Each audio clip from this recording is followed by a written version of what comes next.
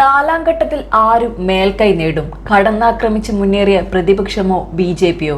അടിയും തിരിച്ചടിയും പോലെ വാദപ്രതിവാദങ്ങൾ ആർത്തുവച്ച പ്രചാരണത്തിന്റെ പര്യവസാനമായാണ് ഇന്ന് തിങ്കളാഴ്ച 96 മണ്ഡലങ്ങളിലേക്ക് വോട്ടെടുപ്പ് നടക്കുന്നത്. ജയിൽ മോചിതനായ അരവിന്ദ് കെജ്രിവാൾ ചാട്ടവാർ പോലെ ബി.ജെ.പിയെ പ്രഹരിച്ചപ്പോൾ നാലാം ഘട്ടം ആകെ കലങ്ങി മറിഞ്ഞിരുന്നു. മോദി രാഹുൽ സംവാദ ക്ഷണം, കെജ്രിവാളിന്റെ ജാമ്യം, ഈ രണ്ട് കോൺടെസ്റ്റുകൾക്കിടയിലാണ് രാജ്യം ഇന്ന് തിങ്കളാഴ്ച നാലാം ഘട്ട ലോക്സഭാ തെരഞ്ഞെടുപ്പിനെ അഭിമുഖീകരിക്കുന്നത്. 9 സംസ്ഥാനങ്ങളിലും കശ്മീരിലുമായി 96 മണ്ഡലങ്ങളിലാണ് തെരഞ്ഞെടുപ്പ്. 2019 ഇതിൽ 40 സീറ്റ് NDAക്കൊപ്പമായിരുന്നു. 12 സീറ്റുകളാണ് ഇന്ത്യ സഖ്യം നേടിയത്. ആന്ധ്രാപ്രദേശ്, തെലങ്കാന, മഹാരാഷ്ട്ര, മധ്യപ്രദേശ്, പശ്ചിമ ബംഗാൾ, ബീഹാർ, ജാർഖണ്ഡ്, ഒഡീഷ, ഉത്തർപ്രദേശ്, ജമ്മു കശ്മീർ എന്നിവിടങ്ങളിലാണ് തിരഞ്ഞെടുപ്പ്. 107 വനിതകളടക്കം 1717 സ്ഥാനാർത്ഥികൾ ജനവിധി തേടുന്നു. ഇന്ത്യ സഖ്യം വിജയിച്ചാൽ പ്രധാനമന്ത്രി ആരായിരിക്കുമെന്ന ബി.ജെ.പിയുടെ ചോദ്യത്തിന് മറുചോദ്യവുമായാണ് കെജ്രിവാൾ കളമിറങ്ങിയത്. ഇടയ്ക്ക് മോദിയുമായി സംവാദത്തിനായുള്ള ക്ഷണവും കടന്നാക്രമണവുമായി രാഹുലും മുന്നേറിയപ്പോൾ നാലാം ഘട്ടം തകൃതിയിലായി. ഇടക്കാല ജാമ്യം നേടി തിരിച്ചെത്തിയ അരവിന്ദ് കെജ്രിവാൾ മോദിക്കെതിരെ ശക്തമായ പോരാട്ടമാണ് പ്രചാരണ രംഗത്ത് നടത്തിയതും നടത്തിക്കൊണ്ടിരിക്കുന്നതും. ബി.ജെ.പിയുടെ ചോദ്യത്തിന് ബി.ജെ.പി പാർട്ടിക്കുള്ളിലെ 75 വയസ്സെന്ന മാനദണ്ഡമാണ് കെജ്രിവാൾ ആയുധമാക്കുന്നത്.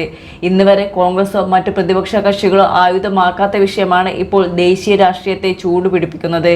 ബി.ജെ.പി പാർട്ടിക്കുള്ളിലെ മാനദണ്ഡ പ്രകാരം അടുത്ത വർഷം സെപ്റ്റംബറിൽ 75 വയസ്സ് തികയുന്ന മോദി നിബന്ധന പ്രകാരം പ്രധാനമന്ത്രി പദവി ഒഴിയണം. അങ്ങനെയെങ്കിൽ അമിത്ഷാ ആയിരിക്കും അടുത്ത പ്രധാനമന്ത്രി. മോദിക്ക് വേണ്ടിയല്ല, അമിത്ഷായ്ക്ക് വേണ്ടിയാണ് ബി.ജെ.പി വോട്ട് ചോദിക്കുന്നതെന്ന് കെജ്രിവാൾ പറയുന്നു. മോദിക്ക് ശേഷം അമിത്ഷായോ യോഗിയോ എന്ന ബി.ജെ.പിക്കുള്ളിലെ ചർച്ച ചൂടുപിടിപ്പിക്കാനും ഇതിലൂടെ കെജ്രിവാൾ ലക്ഷ്യം വയ്ക്കുന്നു. മോദിക്കും യോഗിക്കും ഇടയിൽ ഭിന്നതയുണ്ടെന്ന വാർത്തകൾക്ക് എണ്ണ കൊടുക്കാനും ഇതോടെ കെജ്രിവാളിനായി.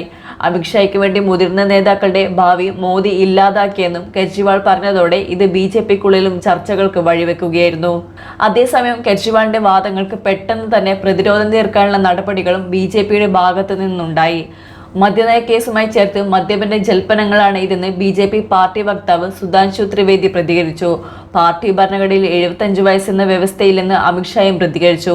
ഇതോടെ 75 വയസ്സെന്ന കീഴ്വഴക്കം മോദി മുതിർന്ന ബി.ജെ.പി നേതാക്കളെ ഒതുക്കുന്നതിനായി കൊണ്ടുവന്നെന്ന പ്രചാരണം ശക്തമാക്കാൻ കെജ്രിവാളിന് സാധിക്കും. ബി.ജെ.പി പാർട്ടിക്കുള്ളിലെ അസ്വാരസ്യങ്ങളെ മുതലാക്കാൻ വെറും ഒറ്റ പ്രസംഗമാണ് കെജ്രിവാളിന് വേണ്ടി വന്നത്. ബി.ജെ.പി 220 സീറ്റിൽ ഒതുങ്ങിപ്പോകുമെന്ന കെജ്രിവാളിന്റെ വാക്കുകൾ യാഥാർത്ഥ്യമാവൂ എന്ന ചോദ്യവും പ്രസക്തമാണ്. വരും ദിവസങ്ങളിൽ ദേശീയ രാഷ്ട്രീയത്തെ ഈ വിഷയങ്ങൾ ചൂടുപിടിപ്പിക്കുമെന്ന സൂചനയാണ് ആം ആദ്മി പാർട്ടിയും ബി.ജെ.പിയും തമ്മിലുള്ള പരസ്യയുദ്ധം നൽകുന്നത്.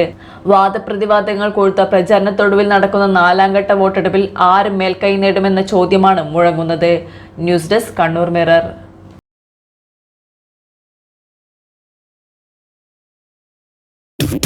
സൗത്ത് ഇന്ത്യയിലെ ഏറ്റവും വലിയ ഷോറൂം, 5 നിലകൾ, 10,000 square feet parking. MyG future Kannur താണയിൽ. ഹോം അപ്ലയൻസ്, ഡിജിറ്റൽ ഗാഡ്ജറ്റുകൾ, കിച്ചൺ അപ്ലയൻസ് എന്നിവയുടെ കണ്ണുതള്ളുന്ന കളക്ഷൻ, കണ്ണുതള്ളുന്ന വിലക്കുറവിലും ഓഫറുകളിലും.